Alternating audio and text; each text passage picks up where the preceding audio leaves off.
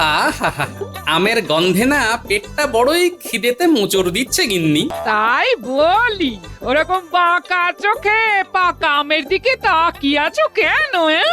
এখন ঘর থেকে পত্রপাঠ বিদায় হও দেখি।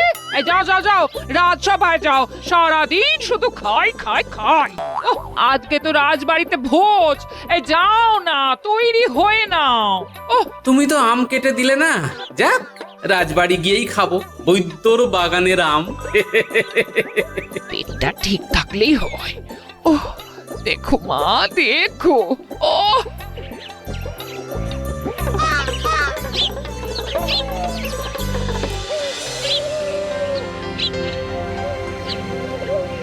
প্রতি বছরের মতো এই বছরও আপনাদের মহারাজ তার সভাসদদের কাজের প্রতি সন্তুষ্ট হয়ে একটি ভোজসভার আয়োজন করেছেন।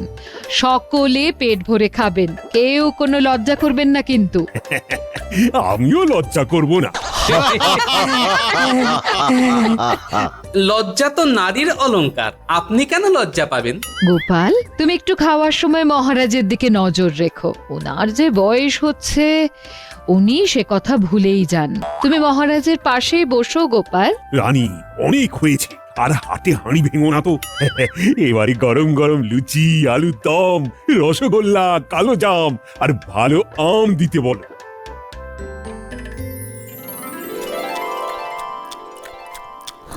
রানীমা, আপনি কখন খেতে বসবেন? আমাদের তো খাওয়া প্রায় হয়েই এলো। আজকের দিনে আমি সবার শেষে খাবো। তোমাদের রানীমাও আমার মতোই তোমাদের ভীষণ ভালোবাসেন। সকলের পেট ভরেছে তো, আবারও বলছি, কেউ লজ্জা পাবেন না। জব্বর খেলাম। বেশ বেশ, এবারে আসছে রাজবৈদ্যর বাগানের আম। ধন্যবাদ বৈদ্য মশাই। আমাকে লজ্জা দেবেন না রানীমা। তা মহারাজ, আপনার বাগানের আম আমরা কবে খাবো? আপাতত বৈদ্যর বাগানের আম খাও, তবে হ্যাঁ, আমার বাগানের আমগুলো পাড়ার ব্যবস্থা করতে হবে। মহারাজ, আপনি আম পাড়ার দায়িত্বটা আবার মন্ত্রী মশাইকে দেবেন না। তাহলে কিন্তু একটা আমও আপনি পাবেন না, সব উনি বেচে দেবেন। আমি বেচলে তো তাও সেটা তো বাজার মারফত সাধারণ মানুষের পেটে যাবে, আর তুমি আম বাগানে গেলে তো সব আম তোমার একার পেটেই চলে যাবে গোপাল। আচ্ছা আচ্ছা, হয়েছে হয়েছে, থামো তো সবাই, এবার চলো মন ভরে সবাই বৈদ্যর বাগানের আম খাই। কে আছো? আম নিয়ে এসো।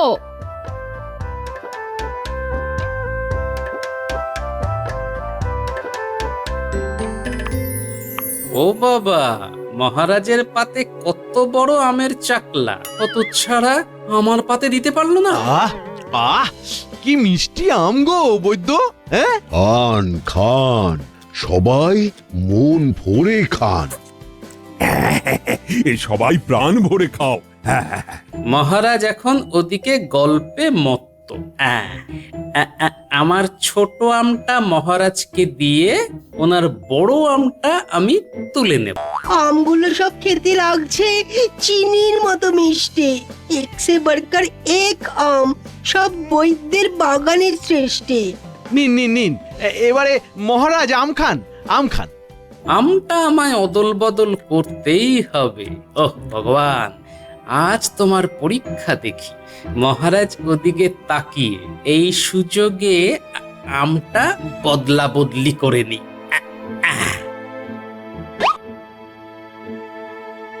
কি হ্যাঁ, গোপাল আম চুরি করে নিচ্ছে, তাও আবার মহারাজের পাত থেকে। দাঁড়াও দাঁড়াও, এবার গোপাল তোমাকে আমি দেখাচ্ছি, দাঁড়াও। আহ আহ, বেশ, হ্যাঁ, ভালোই মিষ্টি আম। তাহলে সবাই এখন যে যার বাড়ি গিয়ে ভাত ঘুম দাও। মহারাজ, আপনার পাত থেকে বড় আমটা গোপাল চুরি করলো, বুঝতে পারলেন না? গোপাল চোর? আগে আম চোর। আমচোর? তাহলে মন্ত্রী কি আমায় দেখে ফেললো নাকি? এই সেরেছে, তাই হবে। ও ভগবান, তুমি আমাকে পথও দেখালে আবার ফাঁসিও দিলে, এ কেমন লীলা তোমার। গোপাল আবার কখন আম চুরি করে? আরে আমি তো নিজের পা থেকেই আম খেলাম। একটু আগেই আপনি কথা বলতে ব্যস্ত ছিলেন, সেই সুযোগে আপনার আমের বড় টুকরো চাকলাটা সরিয়েছে। কিন্তু আমার আমের চাকলাটা তো ছোট ছিল। সেটা তো গোপালের হাতের খেলের জন্য হয়েছে মহারাজ। সে নিজের পাতের আমের ছোট টুকরোটা আপনার পাতে রেখে আপনার পাতের বড় টুকরোটা নিজে নিয়ে নিয়েছে। সে কি? গোপাল, এসব কি শুনছি? বুকের পাটা থাকলে স্বীকার করো গোপাল। আগে মহারাজ, হ্যাঁ মন্ত্রী মশাই ঠিকই বলছেন, তবে এই ঘটনাটাকে ওই চুরি করা বলে না, বদলা বদলি বলে মহারাজ। চলুন হাত ধুয়ে রাজসভায় গিয়ে আলোচনা করি। হ্যাঁ হ্যাঁ হ্যাঁ, চলো চলো চলো। চোরের মায়ের বড় গলা। তা তুমি হুট করে এমন কাজ করলে কেন গোপাল? আম পেলে আমি শুধু বদলা বদলি নয়, অনেক কিছু করে দেখিয়ে দিতে পারতাম। আমার এতগুলো আম বাগান, আমি কিছু করতে পারলাম না, শুধু এই কবচ হয়ে আম খেয়ে গেলাম। আর তুমি কি না? আমার যদি আপনার মতো আমের বাগান থাকতো তাহলে দেখিয়ে দিতাম আপনার থেকেও কিভাবে আরো ধনী হওয়া যায়। এই, তুমি কি আমার সাথে বাজি ধরবে নাকি গোপাল? আমারই আমের বাগান নিয়ে আমার থেকেও আরো বেশি ধনী হওয়ার বাজি ধরতে চাইছো? হ্যাঁ, ধরতেই পারি কি হিম্মত! মহারাজ, আমি বাজি ধরতে রাজি। আপনি আমায় শুধু আপনার আমের কখানা বাগান দিন, দেখবেন আমি আপনার থেকেও অনেক বেশি বিত্তবান হয়ে গেছি। কি এত বড় কথা? ও মন্ত্রী, কি করব বলো তো? মহারাজ, গোপাল 7 জন্মেও আমের বাগান নিয়ে আপনার থেকে ধনী হতে পারবে না। ও খালি আম চুরি করতেই পারে। তাহলে বাজি ধরতেই পারি, কি বলো মন্ত্রী? আমি বলছি, চোখ কান বুঝে বাজি লড়ুন মহারাজ, চোখ কান বুঝে। বেশ গোপাল, আমি বাজি ধরছি। আর আমার একটা প্রাথমিক শর্ত আছে, যেটা সকলের সামনে আমি একদম আম বাগানে গিয়ে বলবো। চলো সবাই আম বাগানে চলো।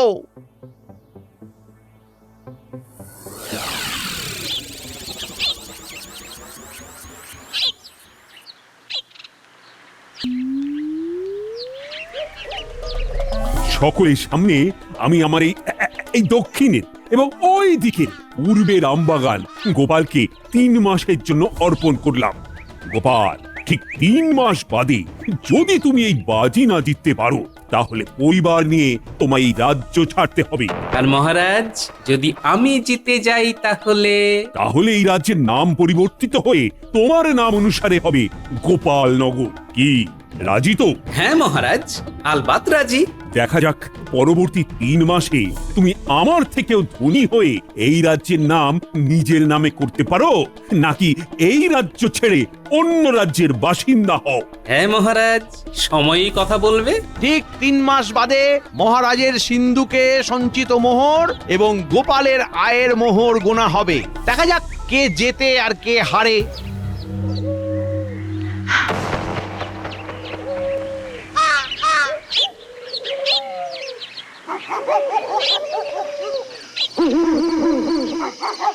গিন্নি, ও গিন্নি, বাজি তো ধরে নিলাম, জিতবো তো?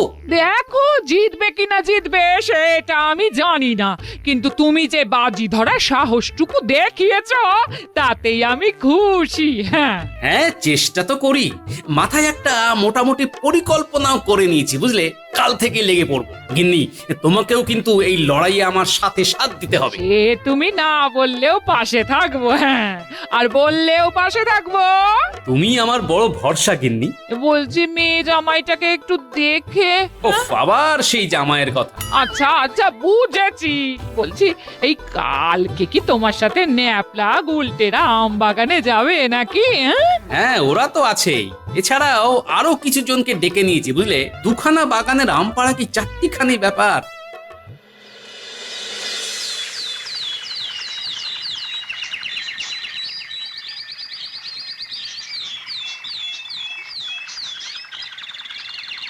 দাদু, ও দিদা, দরজা খোলো। আমরা এসে গেছি। আম বাগানে যাই রে যাই।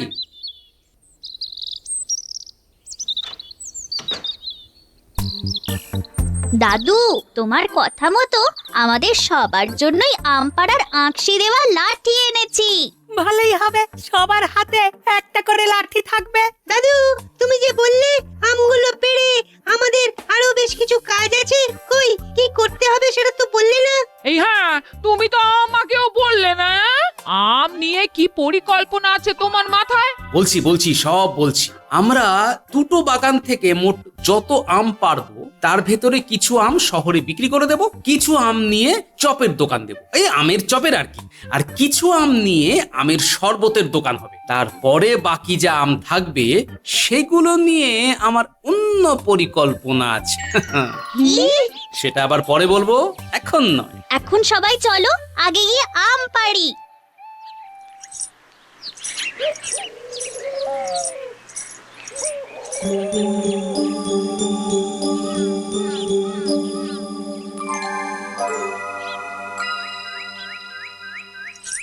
কি মহারাজ, সকাল হতে না হতে মুখ এত গম্ভীর কেন? ছাদ থেকে দেখলাম গোপাল আম বাগান থেকে আম পেড়ে গরুর গাড়ি বোঝাই করে নিয়ে যাচ্ছে। মহারাজ, গোপাল আপনাকে টেক্কা দেওয়ার বাজি ধরেছে বলে মুখ ভার করে আছেন, নাকি আশঙ্কা করছেন গোপাল সত্যি সত্যি যদি আপনার থেকে ধনী হয়ে যায়? কি হয়েছে যদি একটু মন খুলে বলেন। আশঙ্কা করছি, সেই জন্যই তো মুখ ভার। আরে গোপালের মাথায় প্রচুর বুদ্ধি, সেটা তুমি তো জানোই। যদি সে সত্যি সত্যি বাজি জিতে যায় তাহলে কৃষ্ণনগরের নাম বদলে গোপালনগর হয়ে যাবে। ও ভাবো তো, কি লজ্জা।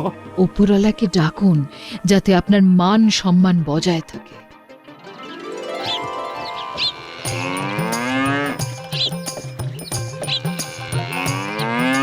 গিন্নি, ও গিন্নি, মাত্র 8 গাড়ি বোঝাই আম এনেছি, একটু ধুয়ে দাও না।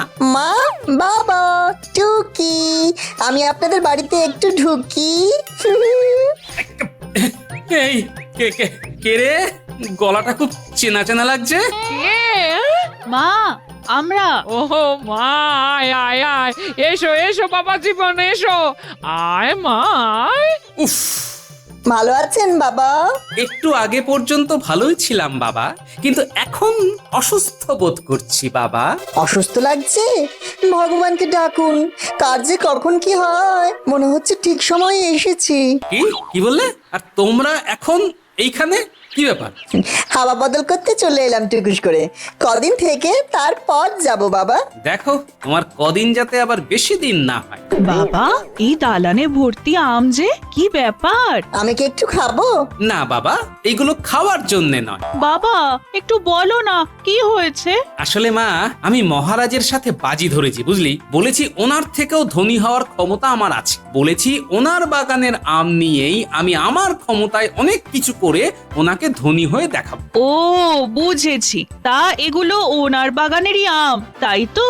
হ্যাঁ মা, এই আমগুলো নিয়ে কিছু শহরে বিক্রি করব, কিছু আম নিয়ে শরবতের দোকান দেব, আর কিছু আম নিয়ে আমের চপের দোকান খুলব। তারপর অবশিষ্ট আমগুলো দিয়ে আম তেল, আমের আচার, আম সত্ত্ব। বাবা, এইগুলো করতে অনেক লোক লাগবে তো। তারপর 1-2 দিন অন্তর অন্তর আরো আম নিশ্চয়ই আসবে। হ্যাঁ মা, আম তো আসতেই থাকবে, তারপর ঝাড়াই বাছাই ধোয়ার ব্যাপারও আছে। এদিকে অত লোকও নেই, কি যে হবে তাই ভাবছি বুঝলি। কিচ্ছু ভেবো না বাবা, আমি আছি, তোমার জামাই আছে, ও সব আম ধোয়া বাছা করে দেবে। আমি এখন আম ধোবো? শুধু আম ধোয়া নয়, অনেক কাজই করতে হবে, চলো। যাক, ভগবান মুখ তুলে চেয়েছেন।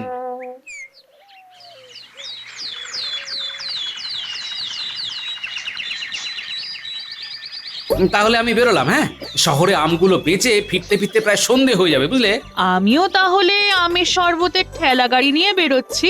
আমি আর জামাই তাহলে বিকেলের দিকে আমের চপের দোকান খুলতে যাব। হ্যাঁ, সবাই সাবধানে থেকো, মনে রেখো এই লড়াইটা আমাদের মাস 2-3 ধরে করতে হবে।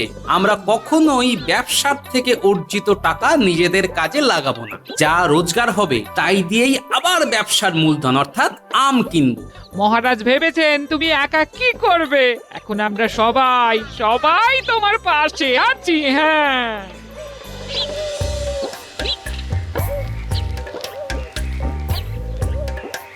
কাঁচা আমের মিঠা শরবত, 1 ঘটি 1 মোহর। কি দারুণ চপের গন্ধ, খেতে ইচ্ছে করছে। রসে ভরা দারুণ আম, 5 মোহরে 1 সের।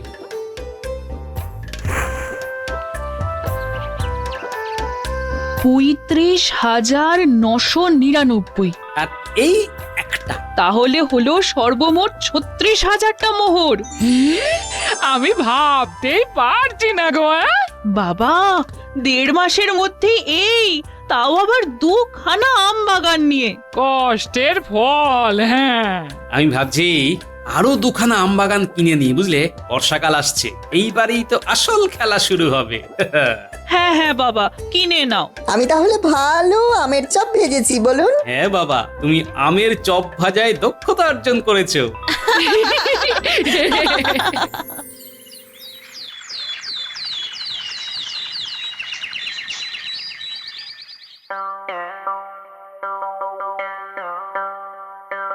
কি ব্যাপার গোপাল, এখন রাজসভায় যে? কি ব্যবসা লাটে উঠলো নাকি? আগে না মন্ত্রী মশাই, মহারাজ, আমি আপনার থেকে 2খানা আম বাগান কিনতে চাই। কি? আম বাগান কিনবে? হ্যাঁ। এত সমৃদ্ধি হয়েছে তোমার। এই মন্ত্রী, আমার মোহর গোনো, তারপর গোপালেরটাও গুনবে। 3 মাস হতে পারলো না, এখনই কিনা বাগান কিনতে চায়। মোহর তো গোনাই আছে, আর কত আছে সেটা একটা কাগজের মধ্যে লেখাও আছে। আমি এক্ষুনি সিন্ধুক থেকে নিয়ে আসছি।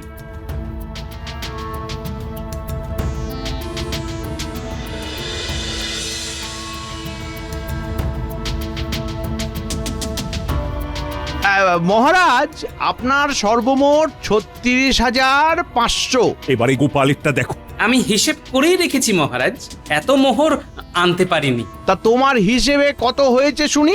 মোট 36,000 আছে। কি ব্যাপার গোপাল? 500 মোহরে আমি এখনো এগিয়ে আছি।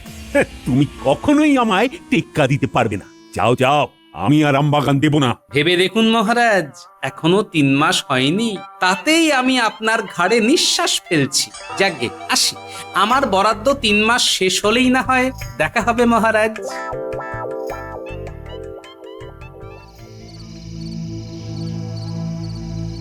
কি ব্যাপার গিন্নি, সারা বাড়ি অন্ধকার করে বসে? মন খারাপ লাগছে গো, এই মেয়েটা চলে গেল। হ্যাঁ, তুমি সারাদিন কোথায় ছিলে?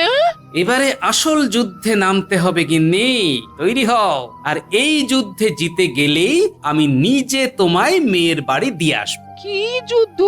কিছুই না, অতিরিক্ত আমগুলো দিয়ে এবারে বয়াম বয়াম তোমার এই জাদু হাত দিয়ে আচার আর আম তেল বানাতে হবে গিন্নি।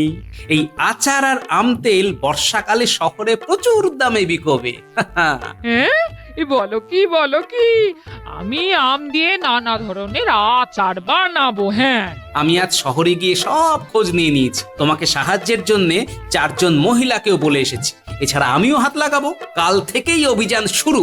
আচার বিক্রি হলেই তো তুমি বাজিতে জিতে যাবে।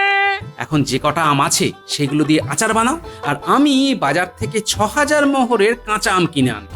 সেগুলো দিয়েও আচার আর আম তেল বানাবে, বুঝলে? জয় মা, জয় মা।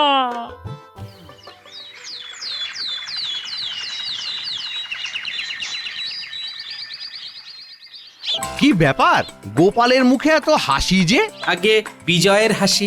গোপাল, এত স্পর্ধা, এত আত্মবিশ্বাস ভালো নয়। মাঝে মাঝে আত্মবিশ্বাসটা প্রকাশ্যে আনা ভালো মহারাজ। গোনা শুরু করো খাজাঞ্চি, আগে আমারটা করো। জোরে জোরে গুনবে। আই মন্ত্রী, তুমি খেয়াল রাখো। 1, 2, 3, 50,000। মহারাজের সর্বমোট 50,000 মোহর। এবারে গোপালেরটা গুনো। চিন্তা নেই খাজাঞ্চি, চিন্তা নেই। তোমায় 50,000 অবধি এবার গুনতে হবে না।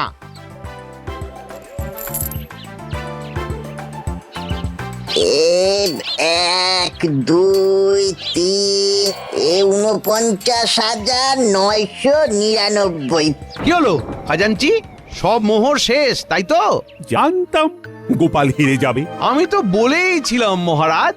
মহারাজ, মোহর এখনো শেষ হয়নি, এখনো থলিতে 10টা মোহর আছে।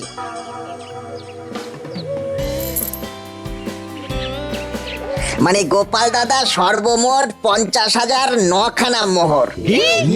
তার মানে গোপাল জিতে গেল? আমার কৃষ্ণনগর কি তবে গোপালনগর হয়ে যাবে? মহারাজ, আপনাকে পরাজিত করার ইচ্ছা আমার প্রকৃতভাবে একদমই নেই মহারাজ। আমি শুধু এই কাজটা করেছি আপনাকে এটা বোঝানোর জন্য যে এই প্রকৃতি আমাদের কাছে তার প্রাকৃতিক সম্পদ ঢেলে রেখেছে, অথচ আমরা বুদ্ধিমান মানুষ হয়েও তা কাজে লাগাই। দেখুন মহারাজ, আপনার কাছে আম বাগান আছে, আপনি চাইলেই আপনার বাগানের আম দিয়ে ব্যবসা করে আরো ধনবান হতে পারতেন, কিন্তু আপনি তা করেননি।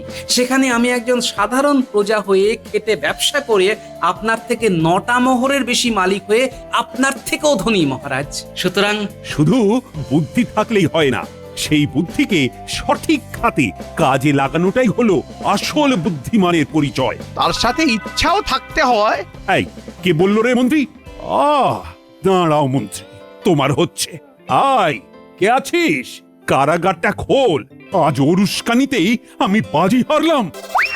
পালাও পালাও পালাও। মহারাজ, আমার ঘাট থেকে শুধু 3 মাস আগে আপনার পাত থেকে আম অদল বদল করার দোষ মকুব করে দিন মহারাজ। বেশ বেশ, সব মুকুব।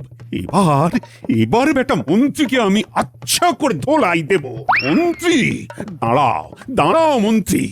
আয় আয় মন্ত্রী, দাঁড়াও দাঁড়াও দাঁড়াও মন্ত্রী।